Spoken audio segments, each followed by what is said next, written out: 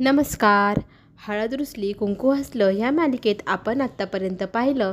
दुष्यंतला कांद्या माश्या चावू नये म्हणून कृष्णाने त्याला ब्लँकेटमध्ये घेतलं, पण कृष्णा तिच्याकडे एक कटाक्ष टाकतो तेव्हा त्याला वेगळीच फिलिंग येते. का कुणास ठाऊक तो लांब सरकतो आणि तितक्यात कृष्णाला कांद्या माश्या चावू लागतात. मग तो ते ब्लँकेट गुंडाळतो आणि स्वतः मात्र त्या ठिकाणावरून पळून जातो. आणि कृष्णा मात्र त्याला हाक मारत असते, तुला किती कांद्या माश्या चावल्या, अरे थांब. आणि तो तिच्याकडे मागे वळून न पाहता निघून जातो. पण कृष्णाला आपण इतक्या दिवस याला किती वाईट समजत होतो, हा तर चांगला निघाला. मला कांद्या माश्या चावू नये म्हणून माझ्यावरती ब्लँकेट दिलं आणि स्वतः इथून कांद्या माश्या चावल्या तरी तिथून निघून गेला. खरंच चांगला मुलगा आहे हा. दुष्यंतची आई घरी मीटिंगमध्ये बसलेले असताना समोरून तिचा मुलगा विवळतच येतो. आई मला बघ काय झालं आहे, मला वाचव, मला गावात राहायला यायलाच आवडत नाही. आणि बघ मला काय झाले, एवढ्या कांद्या माश्या कुठे चावल्या, तू काय करायला गेला होता, तुला कांद्या माश्या चावेपर्यंत कोणी काय केलं मला ते तरी सांग. पण तो बोलण्याच्या अवस्थेत नसतो. मग काका आणि जयवंतराव त्याला त्याच्यावर खोलीत घेऊन जातात. तिथे जाऊन त्याला आराम करायला सांगतात. आपल्या मुलाला झालेल्या एवढ्या जखमा काही बाळजाबाईला पाहावेना. घरीही कृष्णा धावत येते, पाला घेऊन येते आणि ताईला सांगते मला खूप कांद्या माश्या चावल्या आहे, तेव्हा तो पाला कूट आणि मला पटपट इथे लावायला दे. मग तिची ताई खलबत्ता घेऊन येते, तो पाला कुटू लागते. तितक्यात तिच्यावरती कृष्णाच्या आईची नजर पडते आणि मग ती त्याला म्हणते, अरे देवा, या करंट कपाळीला कोणी बरं एवढा त्रास दिला, कोणाचा एवढा जीव उधार झाला होता, मग कांद्या माश्या चावलाय का, असं म्हणत तिच्याकडे पाहते आणि म्हणते, कांद्या माशांनी फक्त चावाच का घेतला, तिचा नरडीचा घोट का नाही घेतला, असं घाणेरड्या पद्धतीने बोलू लागते. आणि कृष्णा बिचारी मान खाली घालून रडत ऐकत असते. आणि खरं सांग, अजून कोणाला काही तुझ्यामुळे त्रास झाला तर नाही ना, मी परत कुणाची माफी मागायला जाणार नाही बरं. तितक्यात तिला आठवतं कांद्या माश्या ह्या दुष्यंतला चावले. मग ती ताईला त्यांना सांगते की छक्का मारला आणि तिथनं मधमाशांचं पोळं फुटलं आणि त्यांनी बाळजाबाईच्या मुलाला खूपच चावलेलं आहे. हे कळल्यानंतर तर आईचा आणखी जास्त संताप झाला. आता तुझ्यामुळे पुन्हा एकदा ती बाळजाबाई आपल्यावरती काहीतरी संकट आणणार आणि तुझ्यामुळे दरवेळेला संकट येतं, माफी मागायची, मी काही कुणाची माफी मागणार नाही. आता जे काही होईल ते तुला सहन करावं लागेल.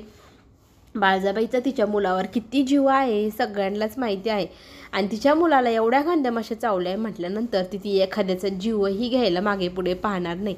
आणि हे सगळं ह्या मुलीच्या बॅटमुळं, तिचा हा खेळच मला आवडत नाही असं म्हणत तिची बॅट उचलते आणि त्या भिंतीवरती फाडफाड मारते. त्या बॅटचे 3-4 तुकडे करते, ते तुकडे उचलते, ते बंबामध्ये घालते आणि त्याच्यावरती रॉकेल टाकून काडीने ते पेटवून देते. आणि तुझ्यामुळे आता या घरावर खूप मोठं संकट येणार आहे, पण आता येणाऱ्या संकटाला मी काही सामोरं जाणार नाही. त्या बाळजाबाईची माफी मीही मागणार नाही आणि माझ्या मुलींनाही त्रास झालेला मला चालणार नाही. तुझ्यामुळे दरवेळेला संकट येतं, आता तूच ते निस्तारायचं आणि बाळजाबाईच्या रागाचा सामोराही तूच करायचा. तिच्याशी कसं बोलायचं, कसं काय करायचं, आता ते तुझं तू पाहून घे. आमच्या घरावर कसलंही संकट आलं मी सहन करणार नाही, अशी सावित्रीने धमकीच आता कृष्णाला दिली. इकडे शहराकडे डॉक्टरांना आणण्यासाठी जयवंत आणि त्याचे वडील जात असताना जयवंत म्हणतो, याला मालक म्हणून घ्यायचे, मिरवायचे आणि आपण त्याच्यासाठी धावपळ करायची, कष्ट करायचे. बाळजाबाईंनी पण आपल्यावर चिडचिड करायची, कशाला आणायचं आहे डॉक्टर, आपण होऊ दे त्याला थोडासा त्रास. ही आयडिया खरं तर काकांनाही खूप आवडते. गाडी बाजूला लावा, आपण आराम करू असं सांगतो.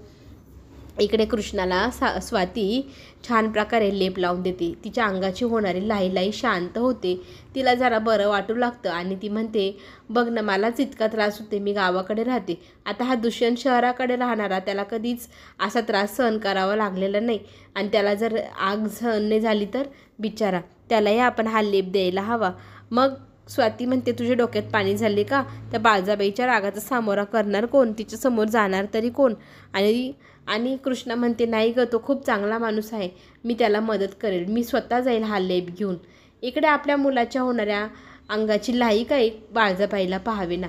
जयवंतरावांना फोन करून डॉक्टर कुठवर आले हे विचारते, तेव्हा डॉक्टर सगळे संपावर गेले, एकही डॉक्टर अवेलेबल नाही असं सांगितल्यानंतर बाळजाबाईंचा संताप होतो. तुम्हाला साधा एक डॉक्टर सापडून आणता येत नाही, आता मी स्वतःच जाते असा विचार करून मैनाला सांगते, माझ्या मुलाकडे इथे लक्ष ठेव, डोळ्यात तेल घालून आलेच मी डॉक्टरांना घेऊन असं म्हणत ती गाडीत बसते आणि ती निघून गेल्याच्या नंतरच तिथे कृष्णा येते. कृष्णा घाबरत घाबरतच तो लेप घेते आणि घराच्या आत जाण्याचा प्रयत्न करू लागते. इकडे आपल्या मुलाला होणारा त्रास आढळराव पाटलांनाही सहन होत नाही, पण त्यांना आत जाऊ दिल्या जात नाही. मग तो त्या नोकराला म्हणतो, माझ्या मुलाकडे लक्ष ठेव, त्याला काहीच कमी पडता कामा नये. बाळजाबाई घरात नसते, पण मैनाने आपल्या कृष्णाला तिथून धुडकवून लावलेलं असतं. पण कृष्णा काही एवढा सहजासहजी घरातनं बाहेर जाणारी नाही. तिने आता चोरी चुपेल बाल्कनीतनं एंट्री करून दुष्यंतला लेप लावण्याचा निर्णय घेतलाय. ती आतमध्ये जाते. पाहते तर दुष्यंत तिथे एकटाच असतो. कोणी नाही पाहून ती गुपचूप आत घुसते. दुष्यंतला सगळ्या ठिकाणी लेप लावू लागते आणि ते लेप लावल्याने बिचारा दुष्यंत विवळत पडलेला असतो. त्याचा दाह शांत झाल्याने तोही शांत होतो आणि कृष्णा सगळ्या बाजूने त्याला लेप लावत असते. तितक्यातच दरवाजाचा आवाज येतो. खडबड खडबड आवाज आलेला पाहून कृष्णा मागे वळून पाहते. कोणीतरी येतंय वाटतं असं म्हटल्यानंतर ती पळण्याचा प्रयत्न करते. तोच समोर काका काकू तिला दिसतात. काका काकूने तिला पाहिल्यानंतर आता ते काय निर्णय घेत आहे ते पाहणं सगळ्यांनाच आवडणार. चला तर मग पुढे काय होणार पाहण्यासाठी आपण चॅनलला नक्की सबस्क्राईब करा. पुन्हा भेटू. धन्यवाद.